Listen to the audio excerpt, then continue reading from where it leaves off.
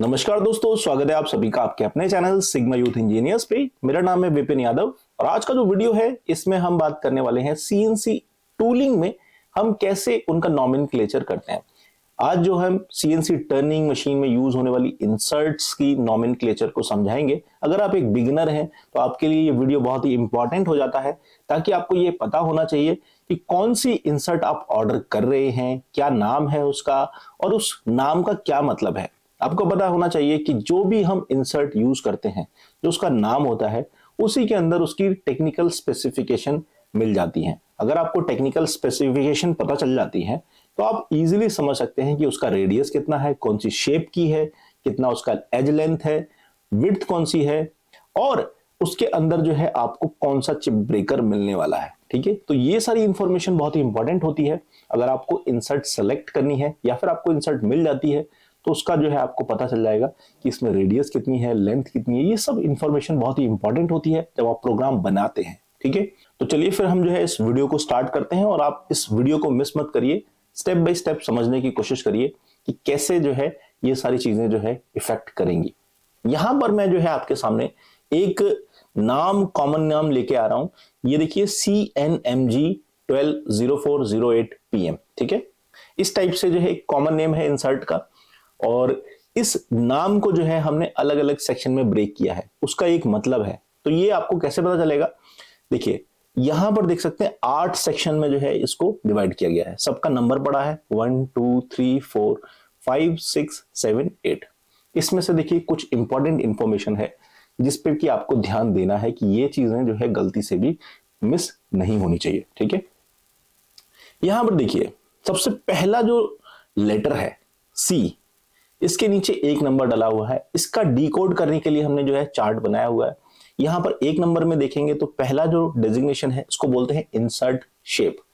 पिछले वीडियो में मैंने आपको बताया था कि जो कॉमन सीएनसी टर्निंग इंसर्ट्स की शेप है वो 7 टाइप की है। ठीक है, वो 7 में ही जो है आपको पूरा का पूरा जो है इंफॉर्मेशन मिल जाएगी कौन सी शेप है। ठीक है, अब इंसर्ट शेप में सी वाली जो शेप है वो आपको देखनी पड़ेगी। तो इंसर्ट शेप का जो सेक्शन है उसको ओपन करते हैं।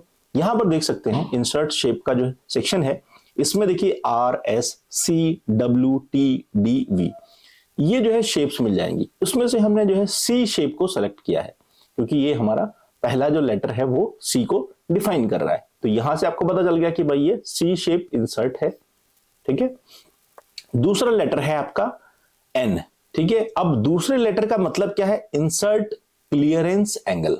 अब क्लियरेंस एंगल बहुत इंपॉर्टेंट है कि भाई इंसर्ट में जो है जनरली हमें न्यूट्रल क्लियरेंस एंगल मिलता है, इसलिए हम यहां पर एन लिखते हैं। तो एन का मतलब होता है न्यूट्रल।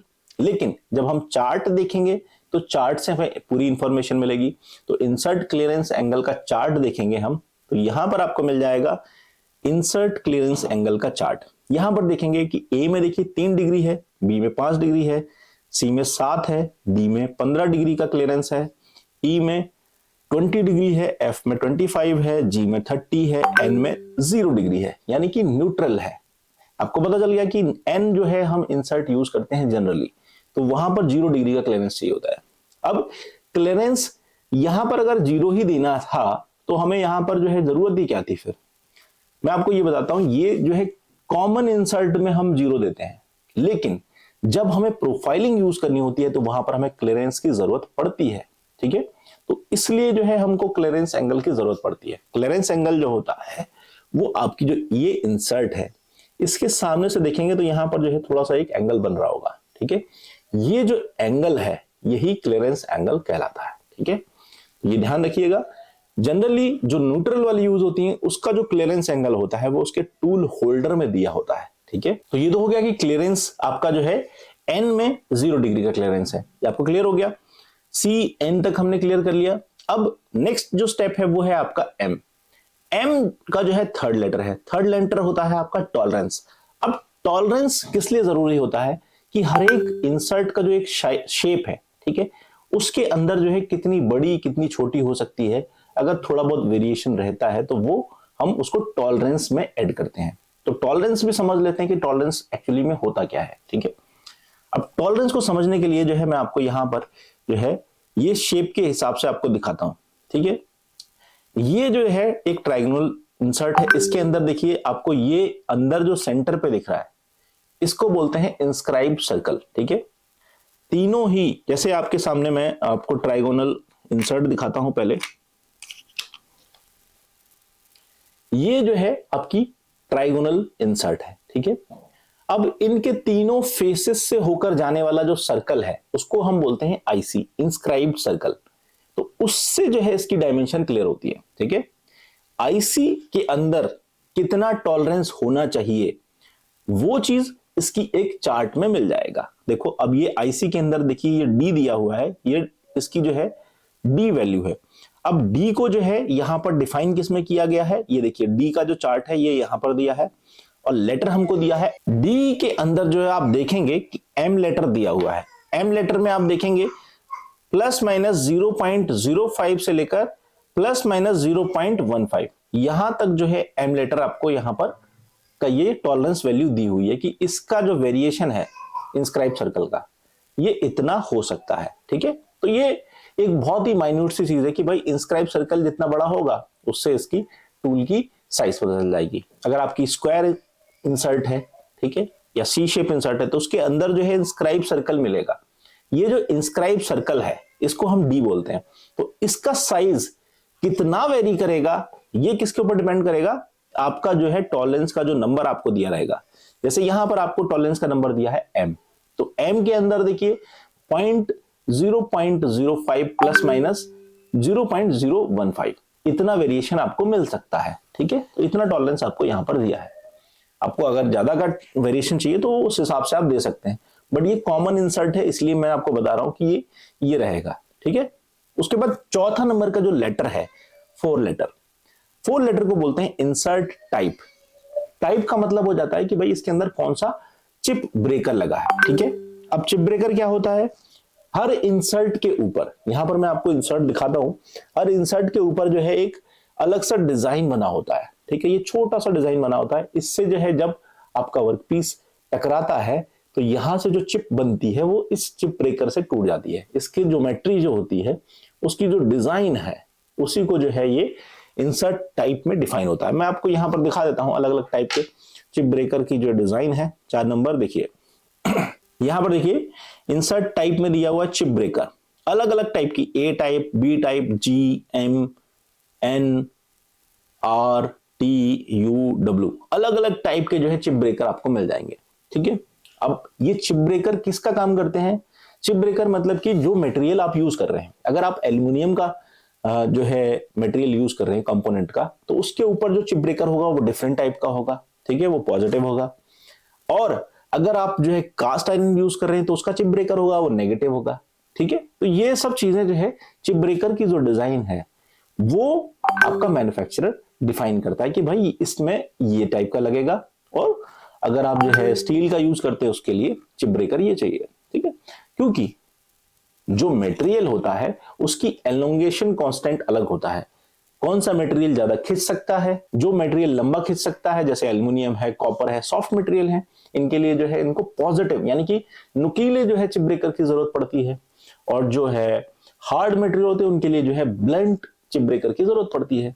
तो ये डिजाइन जो है आपकी इंसर्ट टाइप ये कहां पर मिलेगा, 4 नंबर में मिलेगा। ठीक है, तो ये आपका 4 नंबर किसके लिए है, ये आपका चिप ब्रेकर के लिए है। ठीक है, तो अगर आप स्टील यूज करते हैं तो उसमें जो है जी टाइप का ही चिप ब्रेकर यूज होता है। यहां पर देख लीजिए, यहां पर दिखाता हूं जी टाइप का चिप ब्रेकर आपका कैसा है, ये देखिए ये इस टाइप का चिप ब्रेकर रहेगा जी टाइप का। ठीक है, तो ज्यादातर जो है सीएनएमजी, वीएनएमजी, डीएनएमजी ये जो इंसर्ट रहती है इसमें जो है ये वाली जो कॉमन इंसर्ट है ऐसा ही नाम रहेगा, इसमें शेप चेंज हो जाती है।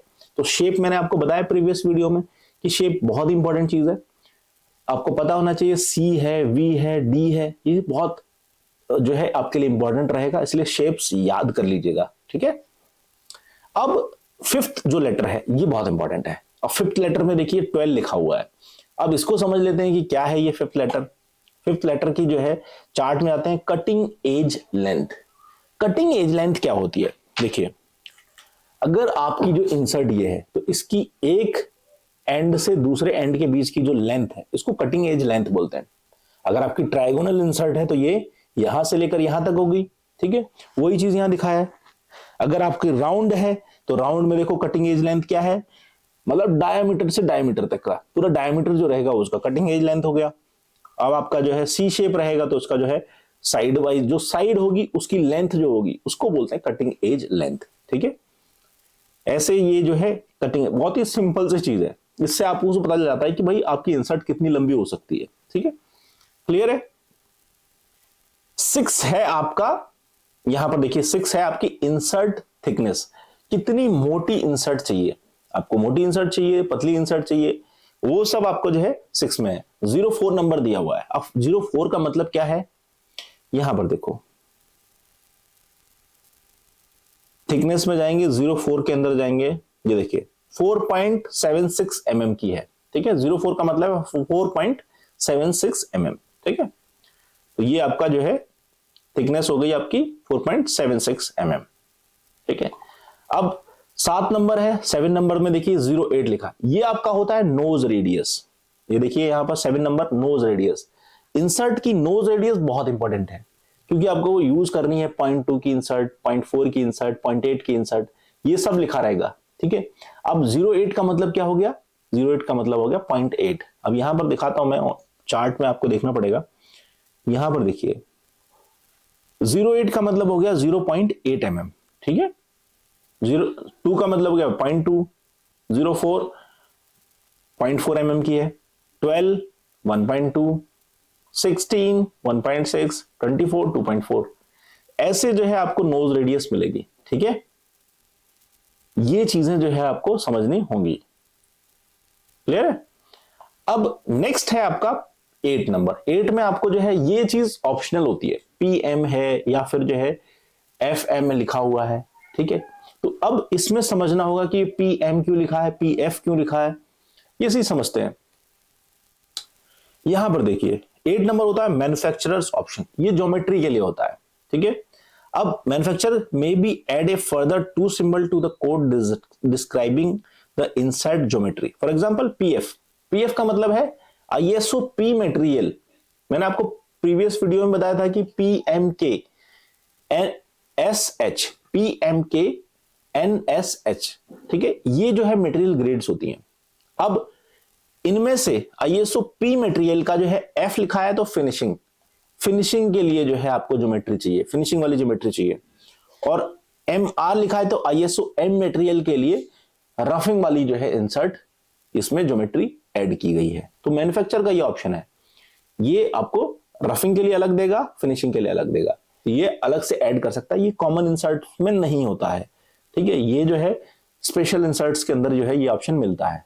ठीक है, जब आप जो है एक ब्रांडेड इंसर्ट मंगाएंगे, जैसे सीको की हो गई या फिर आपको जो है सैंडविक की हो गई, वाडिया की हो गई, टेगुटेक है, ये सब जो है ब्रांडेड इंसर्ट्स के अंदर ये सारी ऑप्शंस मिलते हैं। और ये जो मैं नॉमेनक्लेचर बता रहा हूं ये आपका आईएसओ स्टैंडर्ड है, ये पूरा इंटरनेशनली वैलिड रहेगा। जो भी चीजें मैं आपको यहां पर करा रहा हूं ये जो है पूरे वर्ल्ड में जो है सेम रहेगा। ठीक है, तो आप कोई भी इंसर्ट अगर आप मांगेंगे इस नॉमेनक्लेचर के हिसाब से तो आपको कोई भी यहां पर बेवकूफ नहीं बना सकता। ठीक है, आप ये नाम दे सकते हैं, यहां पर सी की जगह पर वी कर सकते हैं, VNMG 1204 तो VNMG की भी मिल जाएगी, डी कर देंगे तो DNMG की मिल जाएगी, टी कर देंगे तो TNMG की मिल जाएगी।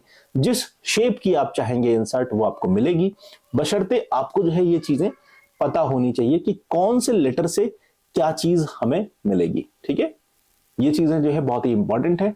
अगर आपको ये वीडियो समझ में आया तो वीडियो पे लाइक करें, चैनल को सब्सक्राइब करें और ऐसे ही कुछ और इंफॉर्मेटिव वीडियोस के लिए आप हमारे चैनल पे जो है जुड़े रहिए। आपको जो है कुछ और इंफॉर्मेटिव वीडियोस लगातार मिलते रहेंगे। अभी के लिए बस इतना ही, मिलते हैं अगले वीडियो में। Thanks for watching video.